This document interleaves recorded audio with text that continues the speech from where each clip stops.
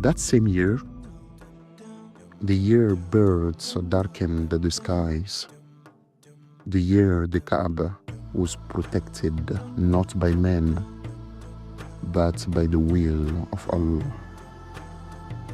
A child was born, but before his breath ever touched this world, the world itself was gasping for light.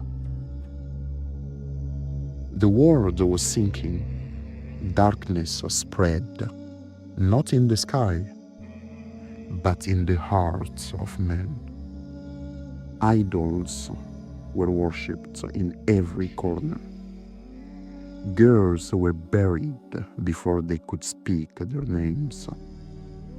Tribes fought for pride and blood.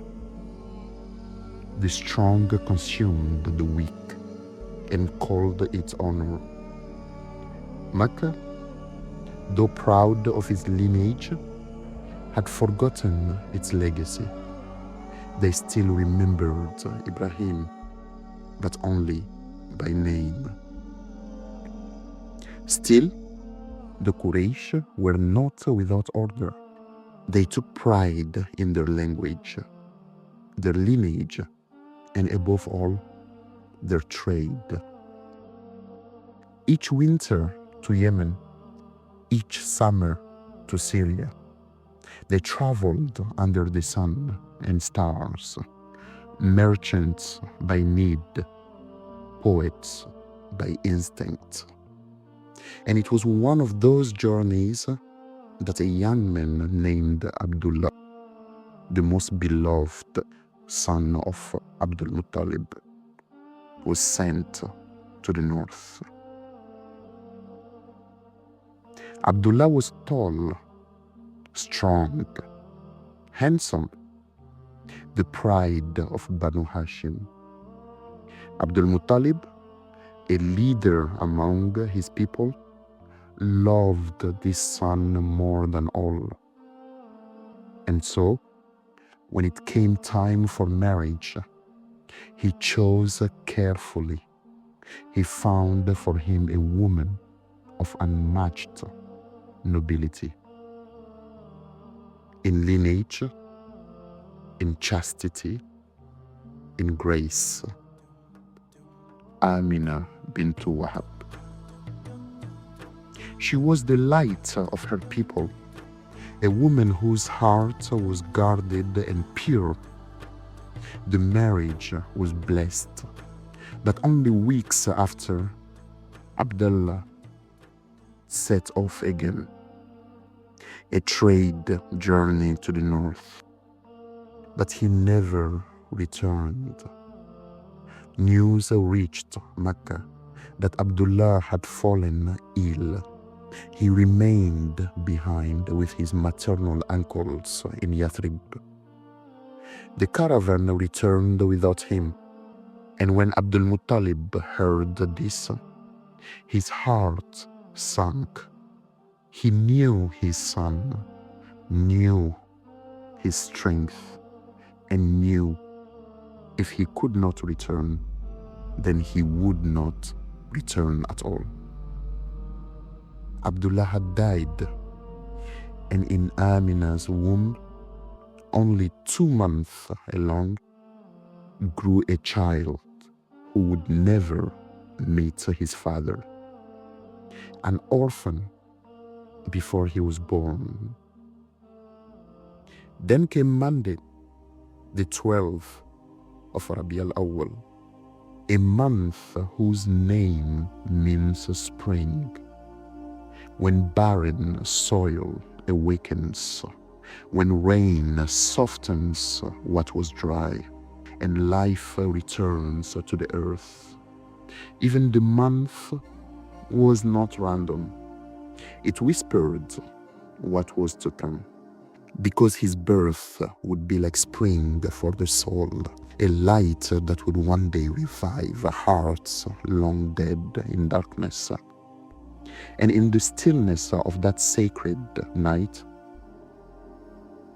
Amina gave birth to her only son. His name was Muhammad sallallahu alayhi wasallam. Not a common name, but a name chosen with purpose, the praised one.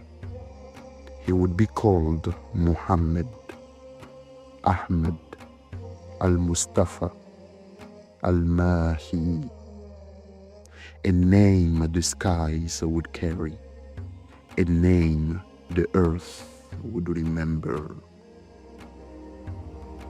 That night, the world shifted.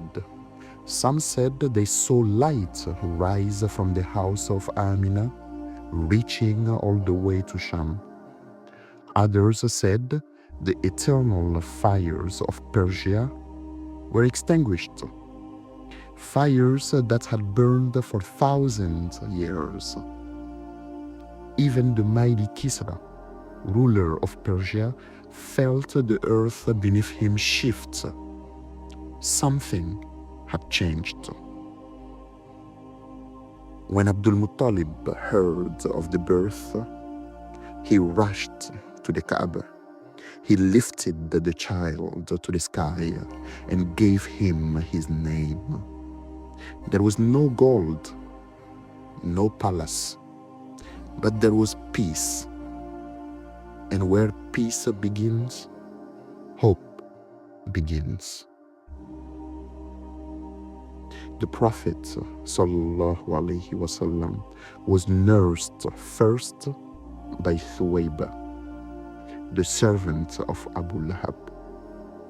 But soon, as was the custom, he was sent away from the city to live with the Bedouins, to breathe clean air, to learn eloquent Arabic, to grow strong and upright. Halima as-Sa'diyah, a Bedouin woman from the desert, had come to Makkah hoping to find a child to nurse. But one by one, all the women refused the orphaned boy, Muhammad sallallahu alaihi wasallam. Who will pay us, they thought, if his father is gone? Halima too passed him by at first, until finding no child left to take, she turned to her husband and said, I do not want to return empty-handed. Perhaps Allah will place barakah in this orphan.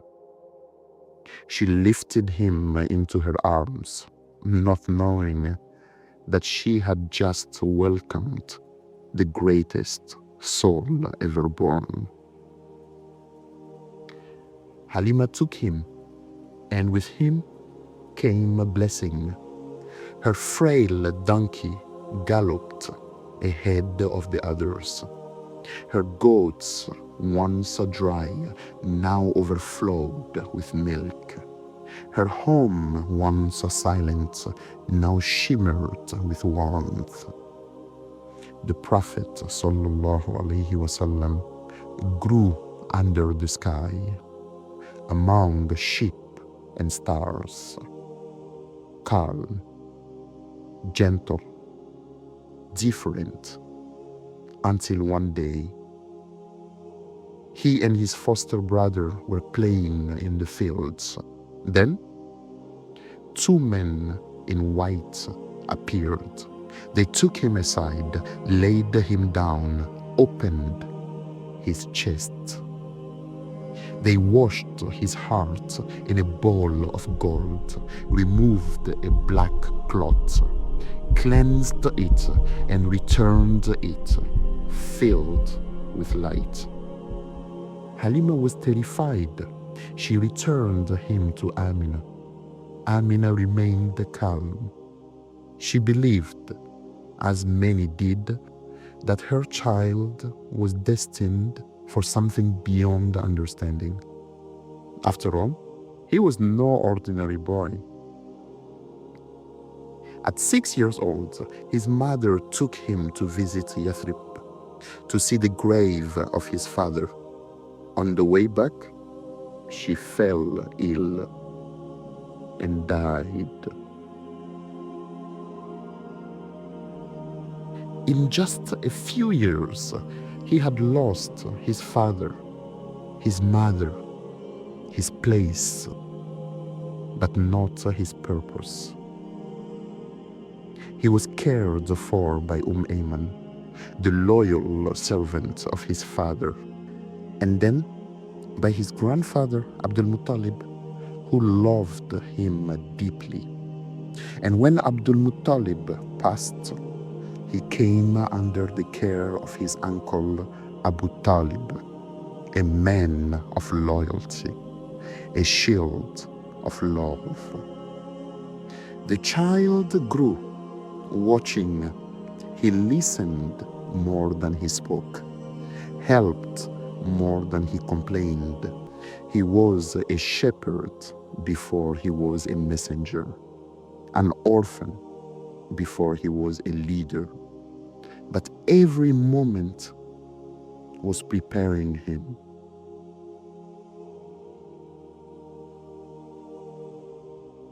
Next time, we follow the footsteps of the boy becoming a man whose truth would shake empires.